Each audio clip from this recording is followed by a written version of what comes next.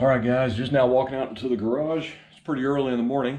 I have not fully awoke yet. Gonna turn on my garage lights here. Ain't that custom? Makes you all jealous you all don't have lights like that, doesn't it? All right, so I think I'm going to try to just go ahead and get this chassis pretty much dialed in first.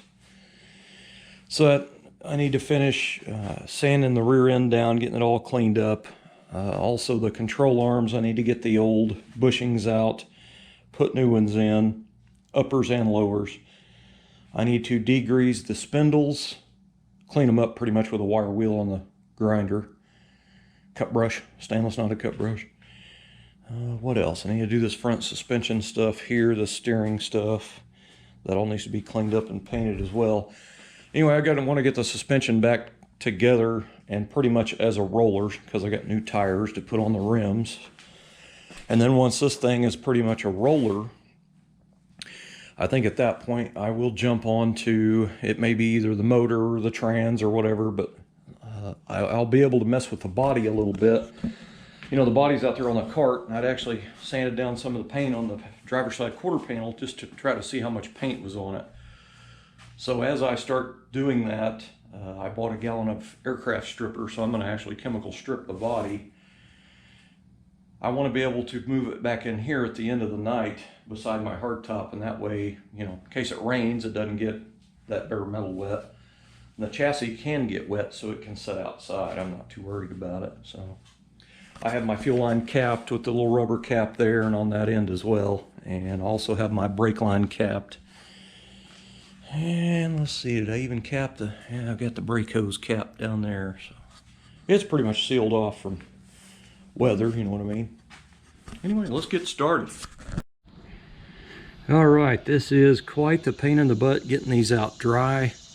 I do not have a torch. It's always been easier for me to heat them up with a torch and then air hammer them out, but I'd have to drive over to my buddy's. He's too far away and I don't want to mess with it, so I'm just doing it by hand. It's taking longer, but you know, I don't have to spend any money in gas or anything getting over here. But anyway, if you're going to put new A-arm bushings in your control arms, there's a couple of things you need to know. You need to go ahead and mark your control arm and your shaft so you know which one goes where. This one I put a little mark in it.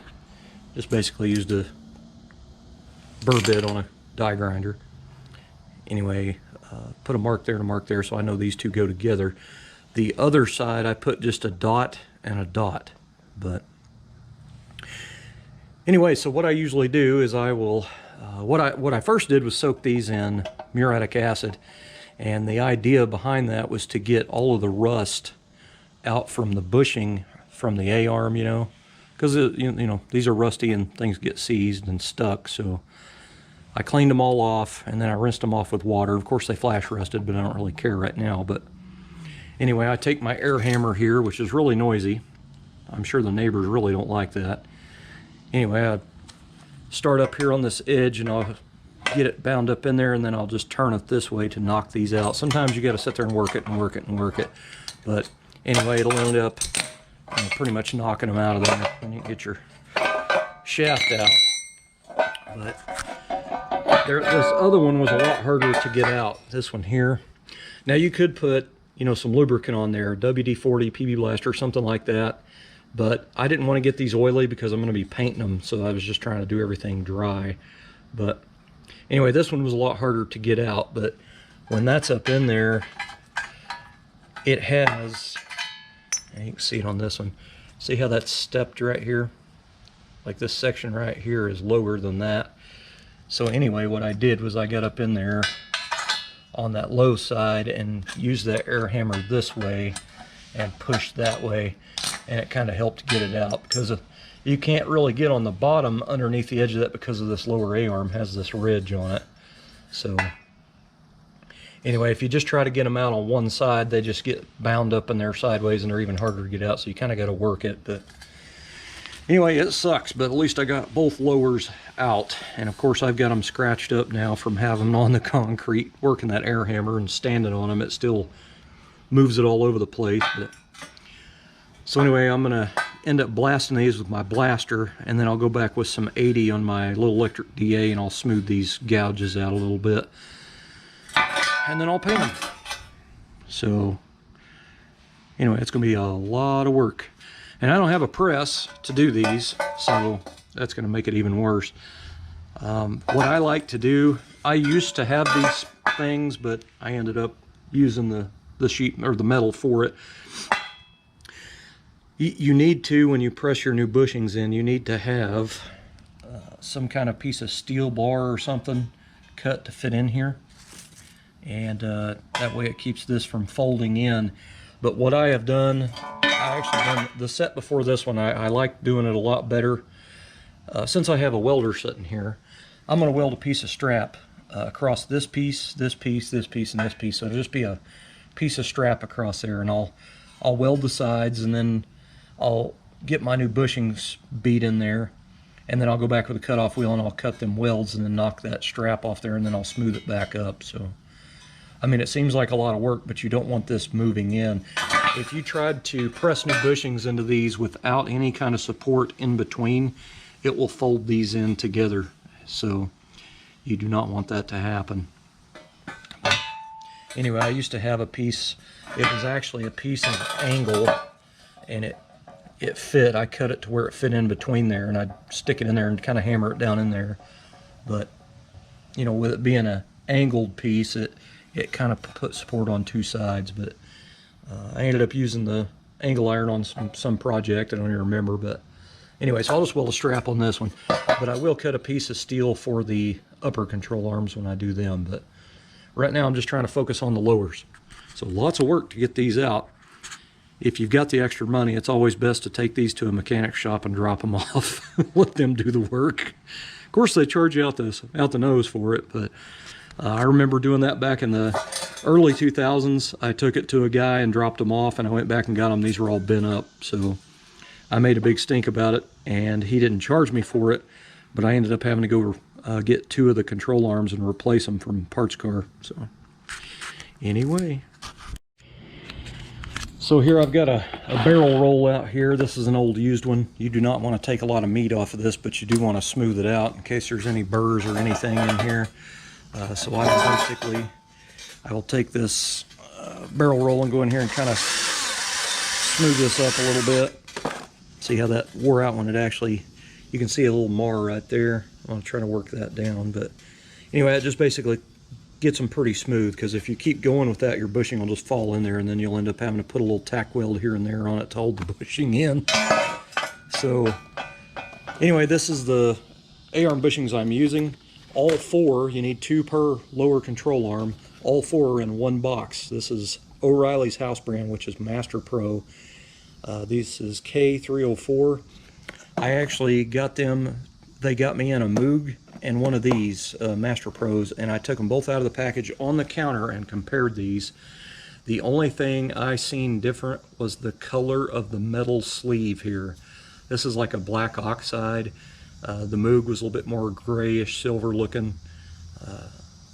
For the price difference, I didn't really care. I don't remember what he quoted me the Moogs for, but I ended up getting the upper control arm bushings and the lower control arm bushings for like 24 bucks.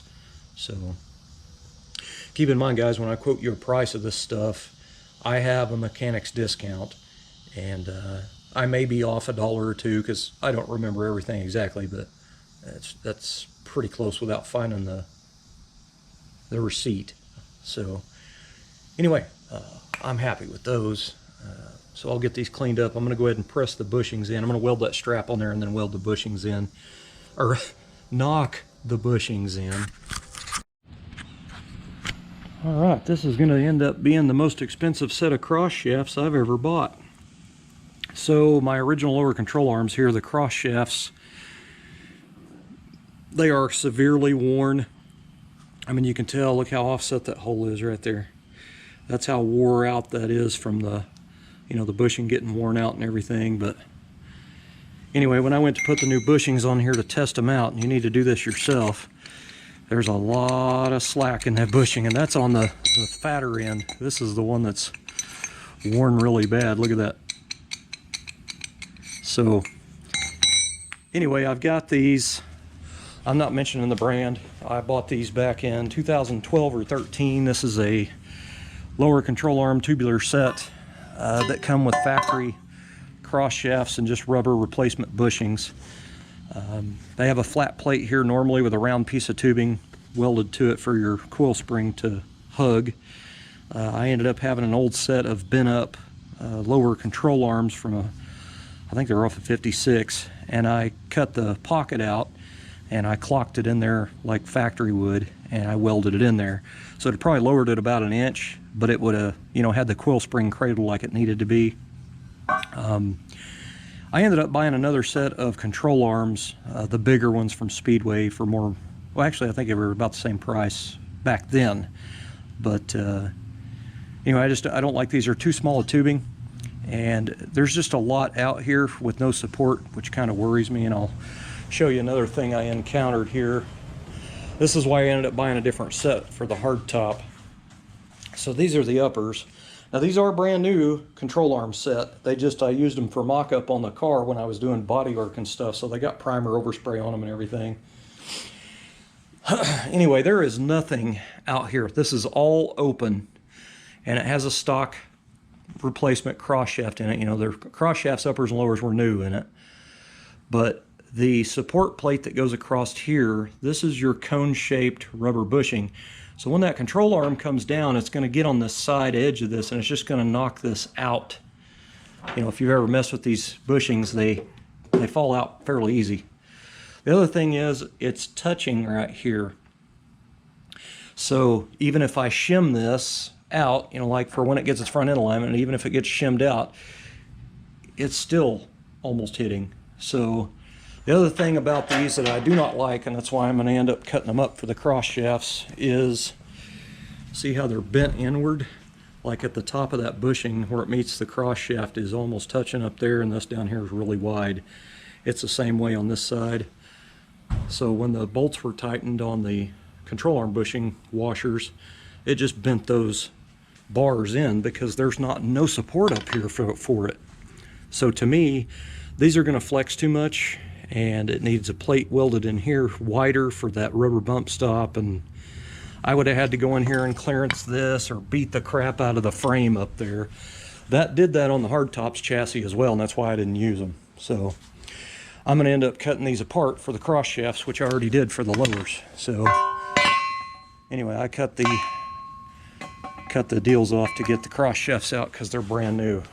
So anyway, that's why it's most expensive cross shafts I've ever bought. That is a wear spot on your control arms. That's why they sell new ones. So be aware of that when you go to rebuild it with new A-arm bushings. Make sure those aren't worn down like that.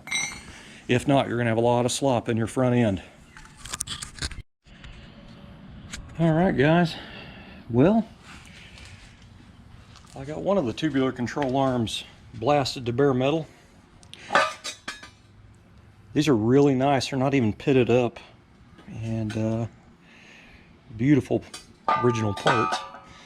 Not bent up or pitted up. How nice is that? So anyway, somebody had painted everything orange at one time, so that's probably what kept them from getting really pitted, is because they had a lot of paint on them. Somebody painted them black and then they painted them orange. So thank you, whoever did that.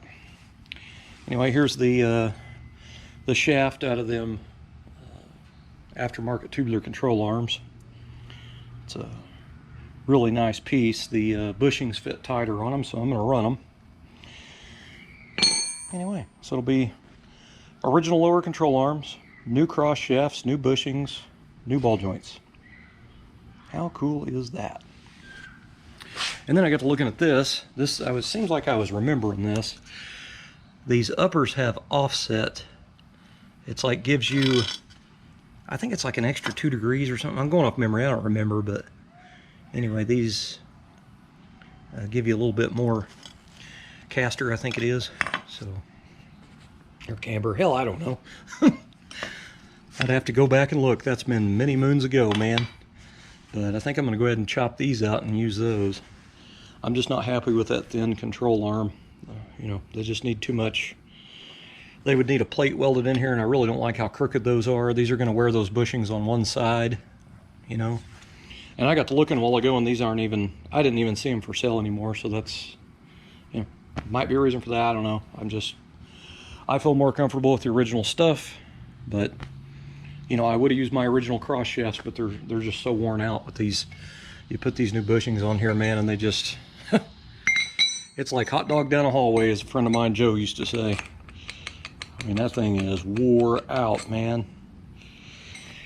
I actually got to see, look at that on the left side there, if I can get it in the sunlight. See that indent in that? And then you can really see the holes offset to one side. These are worn out. So anyway, these fit on these new cross shafts really tight, so, well, they go on there, but they hardly move, so that's a good thing. That's a real good thing. Anyway, more blasting to go. Not really fun because it's pretty hot out here, but I'll get it done. All right, guys, so I welded some square pipe up here on the bottom of the control arm to keep it from folding in, and I found a 1/2-inch drive socket that fits over the rubber part of the new bushings. Basically, when I welded that on there, it's got a hot. So anyway, it's making it.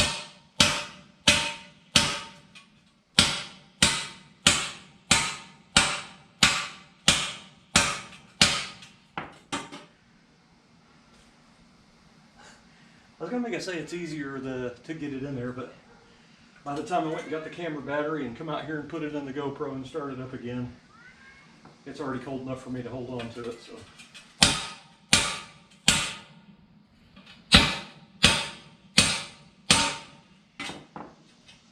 Looks like it's seated.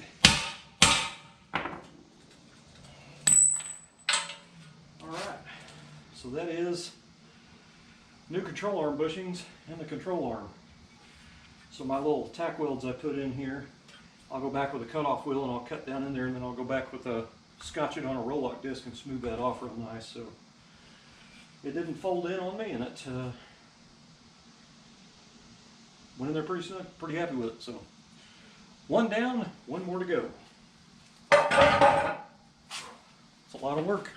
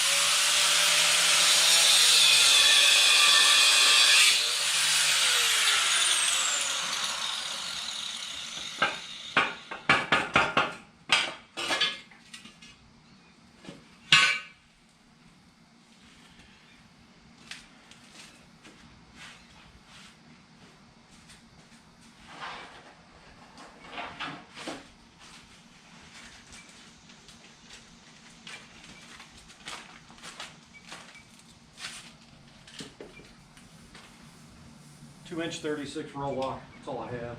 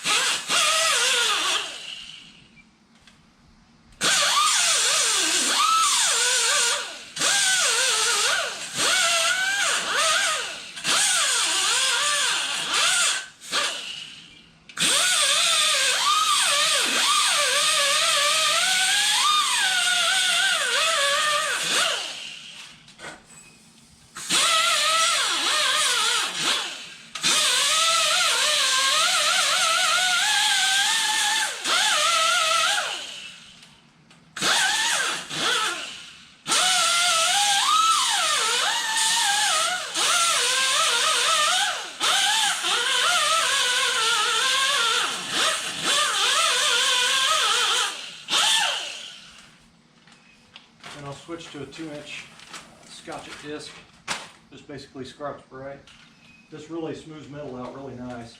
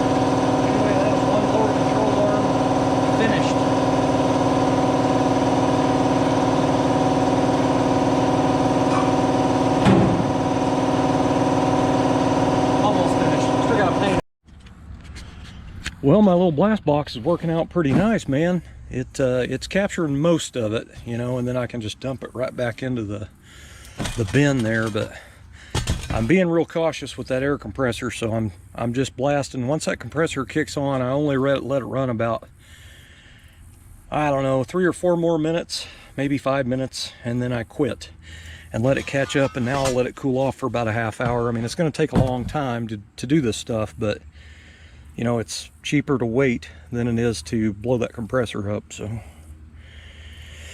anyway, that is blasting the bottom. Now I got to do the top. I do want to say, if you're going to rebuild your lower control arms, your factory ones, check your nuts right here, your square nuts that are welded on here. Make sure the threads are good. You know, sometimes these get stripped out and torn up. I've even seen them broke loose. You can knock these off with an air hammer with a sharp bit on the end, or a hammer and a chisel, or you can drill it out bigger and then just weld a square nut to the top of the existing one. So, and then just use a longer bolt if you wanted to. But you can find square nuts just about anywhere. Lowe's sells them. I mean, hardware stores. The thread size is 5/16 by 18. I'll show you another thing here. There is a difference in taps. So you don't want to use a thread cutter tap, you know, thread cutting. This is a kit that I have that is it's called a thread restore kit. It's a snap-on, and you can tell the difference in these by the square tip on the end. These are not something you would use to, like, if you drilled a hole and then you wanted to tap it, you wouldn't want to use this style of tap. You want to use the one that has, one that kind of goes sharp to a point a little bit on the ends. Those are thread cutters. These are thread cleaners. Like if you take an engine apart and you want to go through and clean all your head bolt holes out and everything, you would use a thread cleaner set. If you used a regular tap, you'd take a lot of meat out of it. So anyway, it's 5/16 by 18, and I always use these for, especially after I paint something, I'll go back in and clean all the threads out. Just make sure there's no paint in them. But these are fantastic. I can run them all down by hand. So Anyway, guys, another little tip of the day there. A lot of people may not know that.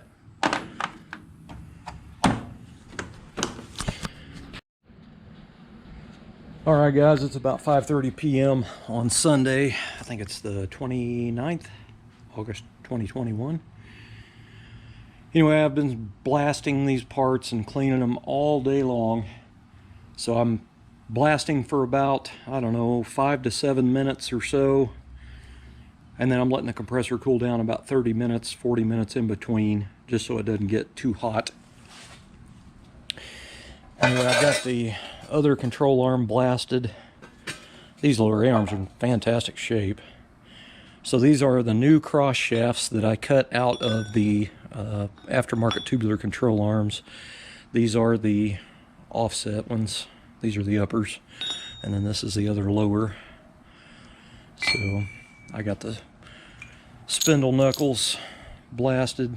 I had to blast the back side of the gas door because it had pretty bad crusty paint stuff all over it and a little bit of crusty rust too, but I didn't do the outside. I'll just do it by hand. But anyway, that all got cleaned up. It had been painted like twice or 3 times. So also blasted the washers for the control arms. I'm gonna have to dig around because the ones for the lowers are eat into right here. They have grooves wore down inside them real deep, so I got to do some digging. I got another set of control arms out in my shed. Let's see, I don't know where the ones are from. They may be in that box down there. I've got the ones from those. I just need to find those, I guess. But anyway, my little blast box ended up working out. I kept reusing the media, and I'm losing a little bit every time, but it's still getting pretty far. I got the upper. I still got to blast a little bit more. These have been painted. I got the bottom cleaned up real nice. I got to finish blasting down in there. I just didn't want to push that compressor and do that a little bit more because that's how I tore it up the other day. I was like, oh, just a little bit further. Anyway, I think I'm going to call it a night. I'm starting to get pretty sore in my back, so it's about time to quit for the evening. So I'm using muriatic acid on all these parts, and I've done a lot of that stuff that had rust on it, like the spindle pieces and all that, and the spindles themselves were covered in surface rust. There was lots of grease as well, so I cleaned off all the grease with a knotted stainless cut brush on the grinder, and then I submerged the parts. That muriatic acid, you definitely want to wear gloves, goggles, and I'm using a respirator when I get down there by it. I'm using a paint respirator, but anyway, I'll pull them out of there, and then I wash them off with a hose, the pieces off, and then I blow dry them off, and it immediately flash rust, but it's just real light. It wipes off with your finger. But I'm ending up going ahead and sticking them in the bucket over there and blasting the parts to get them super clean. So it just kind of helps get the remnants. Like that's still got some orange paint on it where somebody had painted all the suspension orange. But anyway, I am getting there, slowly but surely. So I only ended up getting one control arm done today. Man, oh man, it's quite a bit of work, but that one's pretty much done. I have the new rubber masked off right here. I don't worry about masking off this piece of the rubber. It doesn't really matter to me, but I always mask off this end and then just paint it all together. And then when the paint's dry on this, I'll put the new ball joint in and the bump stop and all that stuff. So anyway, guys, that's going to do it for day one right there. So it'll be, pretty much most of the day tomorrow is going to be front suspension stuff. I still have to do, it's over here by the transmission, all that steering linkage stuff. I got to clean all that mess up and get it all painted. It is really, really nasty. I've got some brand new stainless steel Zerks. I've got the big 90-degree one that goes on the end down there, and I've also got the little ones that go in all the tie rods. These tie rods have been replaced at one time in their life, so they're really tight. I checked everything when the car was still together and had the straight 6 in it. Somebody put an older version of an idler arm bearing kit in it. I'm going to take it all apart, clean everything up. But anyway, everything will get taken apart and cleaned. I've got brand new tie rod boots to put on there, so I'll clean all the old grease out of the end of it, Clean all the grease off the spring and the little cups and all that stuff that goes in the suspension up there for your steering, that stuff in there. I'll clean all that up, and that way it'll have all fresh grease. So, you know, it's being pretty excessive on the finish of how everything's going to turn out, but this is just the way I roll. I like to, if I'm going to paint something, I like for it to be pretty nice, you know what I mean? But anyway, by the time it's all put together, it should look fantastic. Anyway, guys, it's almost supper time, man. I'm getting hungry. Thanks for watching. That's day one.